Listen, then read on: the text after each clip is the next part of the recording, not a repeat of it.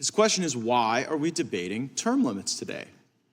And he correctly points out, we're debating term limits today, even though I'm not sure our measure will pass, and there are Republicans who will join in opposition to term limits.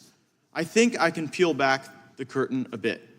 In January, during the speaker contest, there were a group of us who wanted to change the way Washington, D.C. operates. That meant changing the spending, that meant advancing balanced budgets, that meant getting House conservatives on committees of great import, but it also meant taking a vote on term limits. We required it. Speaker McCarthy agreed to it. For the last 8 months, he's been in breach of that agreement. And just weeks ago, I took to the floor of the House to serve notice of that breach, to inform Speaker McCarthy that if he did not hold a vote on term limits, which we will have today, that he would face a motion to vacate.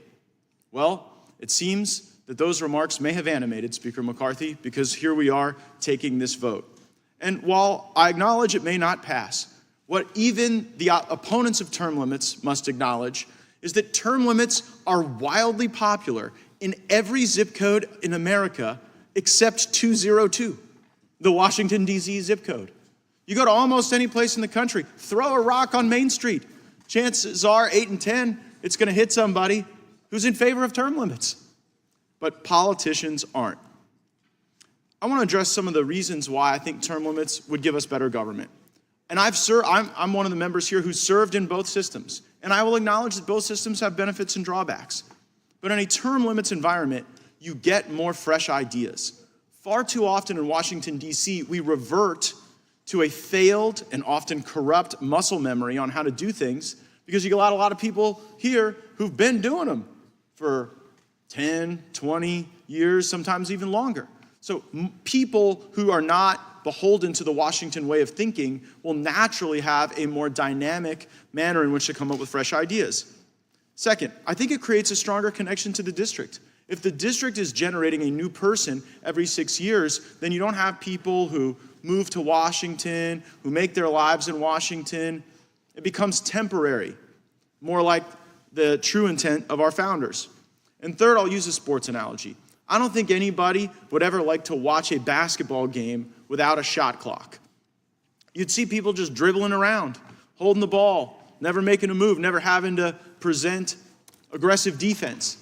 And that kind of feels like how we've been governing for the last several decades.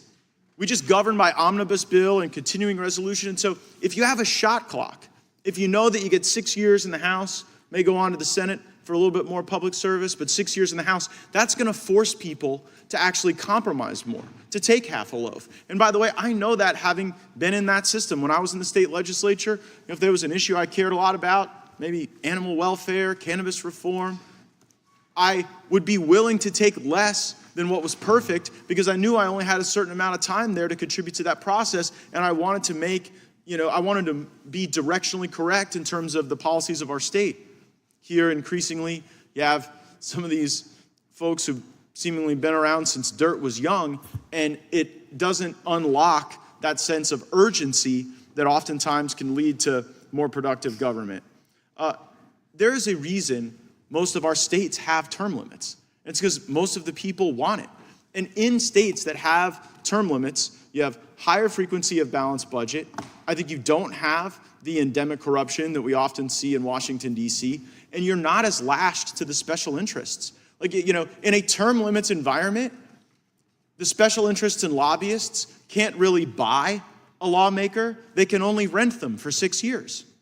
And then they have to re-engage that process. And it kind of makes it tougher on the corrupt lobbyists and special interests. But in our system, they buy the cow and spend the rest of their time getting the milk for free. And that might be the reason why we're seeing such opposition to term limits now.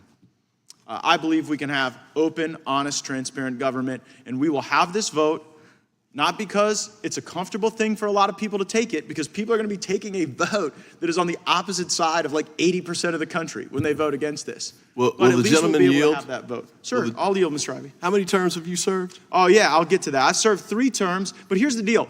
A lot of us who've served that amount of time, we actually want to shorten our own sentence, but we don't think our district should have to unilaterally disarm. right? I think that tell you what, if we could get universal term limits. Will the gentleman yield? Well, I'm afraid I'm out of time, but I'd love to continue the conversation. There's nobody else in your district who's capable of serving in Many more, Congress probably after you. far more capable than me. The voters did send me here to the tune of 70% of the vote, but I do think that if everyone had the same standard, we all live, I mean, like, you can't really be advocating for us living by different rules in different districts. Let's just all live by the same rules. I yield You back. can retire whenever you like. Gentleman's time has expired. You'd like that, wouldn't you? Gentleman's time has expired. Mr. Cohen.